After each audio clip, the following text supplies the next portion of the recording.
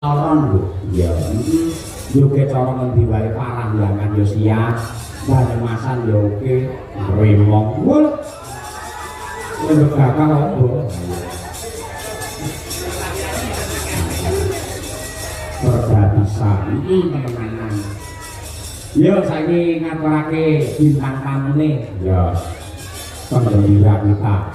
Mereka udah karo Mas Gareng Pacitan ini.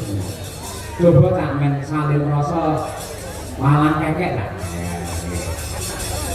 Ini Gareng Dagelan ke Jawa Timur Mas Gareng ini ya malang kekek. Maka dihormati Mas Gareng dan Mbak Eka Geget Dadal.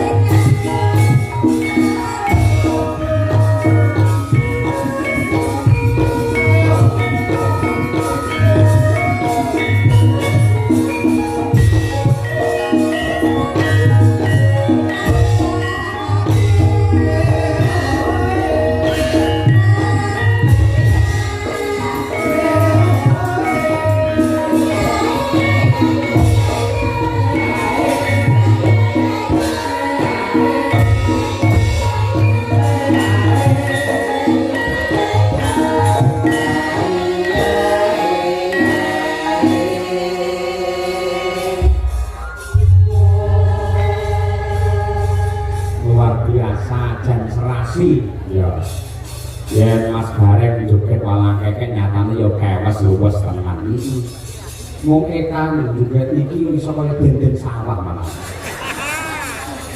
Wong lek jenengane bikan dendeng sawah iku pun lek dulur iki pun paham to, Mas. Paham pripun? Oh, kula iki malake biasane ditatami karo jenengan iku nuwun sewu. Nuwun sewu to mriko ngoten lek kelakon ngoten lho, iki mbak iki. Bareng kula ngejak mbak kamu gak nuwun sewu lho Mas Cahyo. Pripun? Dagelane nyangking tremos. Wong kok awakmu nyambut gawe ning jenengan iki. Ning jenengan ning wates. Sing ngomong ning Madiun sapa? Ya tak bisa awakmu iki lho dadi dagelan seluruh lawase dadi sinden kodak. Ngaku. Ambok yo ditambahi dhuwurmu. Iki ngene jenenge wong sing mirip ora sombong jenenge kuwi hemat tangan kaya. Jenenge Pak Yoyo. Hemat bakal kaya opo? Iya toh. Oh, Ana kowe ya. Aku ngene iki udah gak seragam. iya. setengah meter cukup. Game lebih awakku cukup lama iki dhuwur ngene iki aku buntung sok kameran iki. Sok. Nah, lek jenenge sandangan penganggu. Kuwi ora dicocokne karo meteran. Lha piye? Ya patute wong nyaneng nuwun sewu lho kados Mas Cahyo ki desa. Ngoten niku bes kape sae, gedhe dhuwur ganteng. Bojone nggih presiden, garwane ya presiden. Bu Kesi ya cantik, ya kewes. Ngeten iki. Ha kaya awakmu. Aku wong ngono lagi karo panjenengan mau apa? Kaya yakin tremos. Aku ditekoki Pak Lurah. Sapa jenenge Munaji? Pak Munaji. Anak negeri to, Kak. Bar tuku wedhus korban, Pak. Lah kok koyo kok iso denden sawah kene koyo trimo sopo sing ora ora. Ya ora awakmu didawu Mbak Lurah jarine ngono to. Lah aku dawu pacare ya ngene. Awakmu rono aku budal ning pasar jenengan konsen. Nuwun sewu Mas Garen badhe tindak pundi arep buang batang. Bisa kaya dhewe karo karo gandengan terus sijine nyangke batang. Ngono to. Aku ngono to. Bisa Wah saiki ora aku batange. Buatan apa penonton yang mereka wang bisa ngerasani. pripun Mas Mereka Garen? mindah saling itu tapi kan dengan dia. Nggih, nuwun sewu kelapa itu kula. Mereka. Yo, Mas Cahyo yo ya Allah. Berlaku lawan diri ya. Nggih. Lah siji loro telu. Ya ampun, sing putri kaya Srihune. Sing aku ya Srigala. Mas Cahyo. Napa? Sok gadak kunul. Sok serigala. Paling boten gandes luas nyawiji dadi siji ya Nduk ya. Niki wonten laladan wates jenengan Ponorogo. Kebak ingkang mulyan penontone kathah, dulure kathah sedaya guyub lawan rukun menika pusarane adil termasuk pucuk pimpinan panjenenganipun beliau Bapak Munaji. Luar biasa saestu Mas Garen Pak Yoyo. Luar biasa, Dari betul. sekretari matur, dari bingan, dari mongkok bombong atas yang waktu jenengan sudah 6 lama 8 tahun lamanya tidak wayangan dahulu mereka disekseni wayangan setelah sekian lama tepuk tangan kagum panjenengan sedoyo jenengan wates ini. Kula kena diomongi Mas nggih. Wong desa mawa cara, negara mawa tata. Paribasane nek nang nggonku enek jenenge sedekah bumi, sedekah lemah, sedekah bantala. Ning nek kene jenenge bersih desa. Rena telu kuwi Loro-loro nek sing arane lebinonan yo. lebinonan enek kono ya enek nang ngarani jenenge selonan. Apitan. Apitan ning sing bener kuwi jenenge sedekah bumi, sedekah lemah, sedekah bantala. Lho kok enek wedine dhewe-dhewe Ngeten lho aku ki iso ngomong ya iso njretrekne. artine lho Sing sepisan jenenge sedekah bumi. sedekah bumi kuwi Bumi ki tegese bungae manah tansah migunani. Migunani tumrapé masyarakat sing manggone sak dhuwuring bumi. Mergo bumi ya ditaburi diuruni terus enek napa meneh Sedekah lemah lemah kanggone wong sing wis bangun bali wisma. Sing wong wis omah-omah lemah kalem-kalem muga-muga bisa gek gawe omah.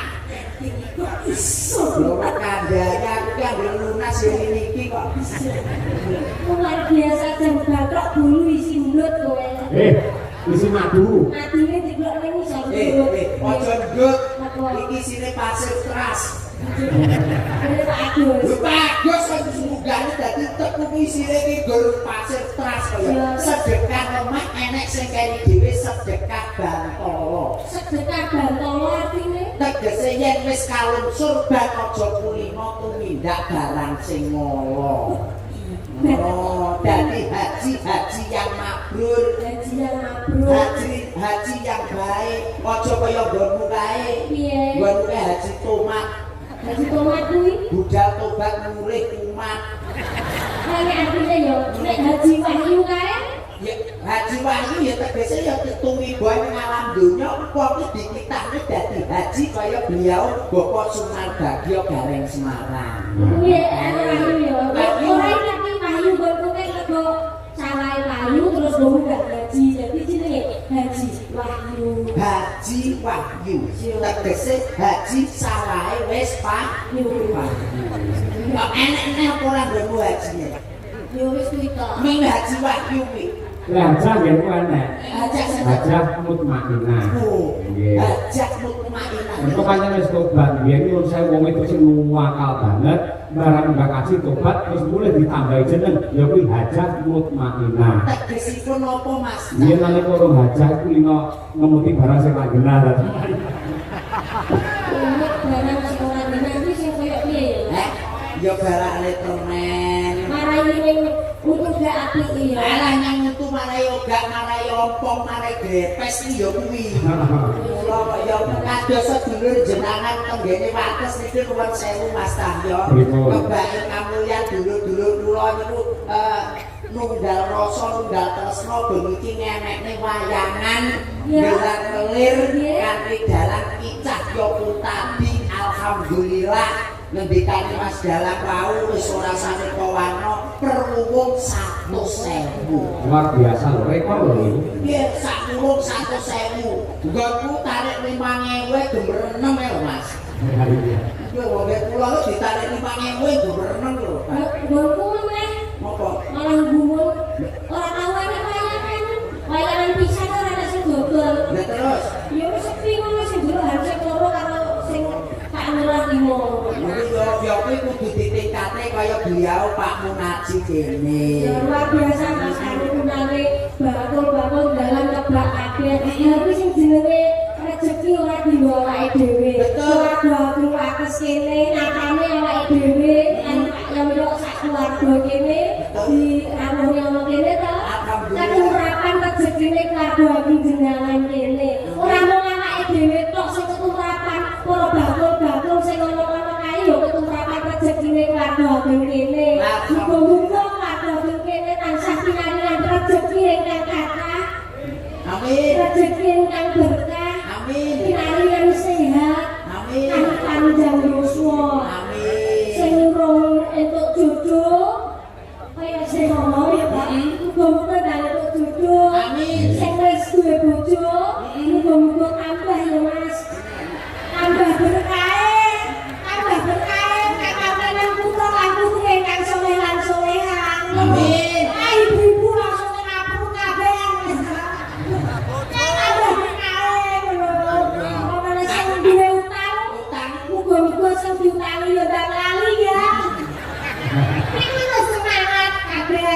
Wis utang ndang lali malah dikroyok wong pirang-pirang. Lan ikhlas ngono. Tapi jenenge lek utang iku dulang Iya wong. saling mengingatkan. Betul. Bahu membahu kaya keluarga ageng kene.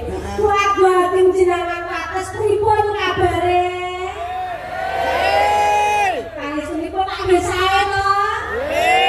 Alhamdulillah panjenengan periksani Mas Gareng kabul saking Pacitan. Sae nggih? Mas Gareng sae napa sae? Sae kan. Mangkat dhewe. Niki sik anu nek bicara sak ajenge sik elek iki Ngopo kok kabeh iki? brobosan. Kok yo kulino awake lho.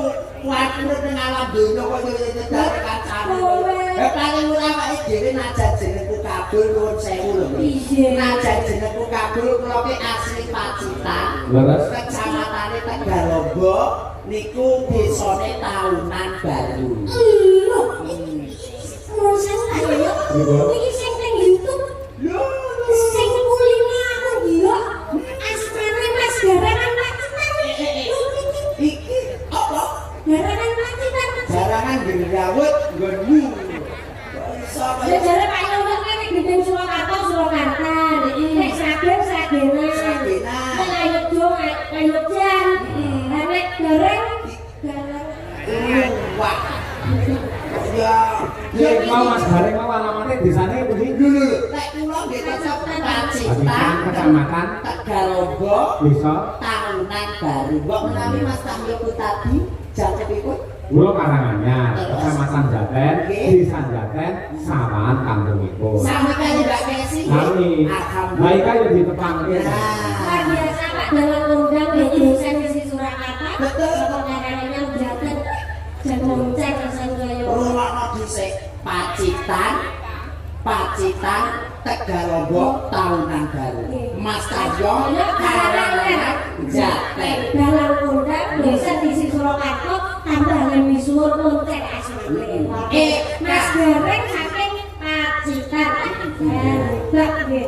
Mbak Eka saka Kabupaten Sragen Ibu. Sragen.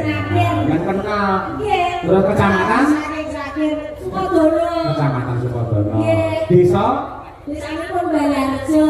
Dusunipun? Mas Cina Pacitan dengan Jaten. Ya. Karanganyar. Kalau saking Sragen Sukodono Balarjo. Dusune. Dusune.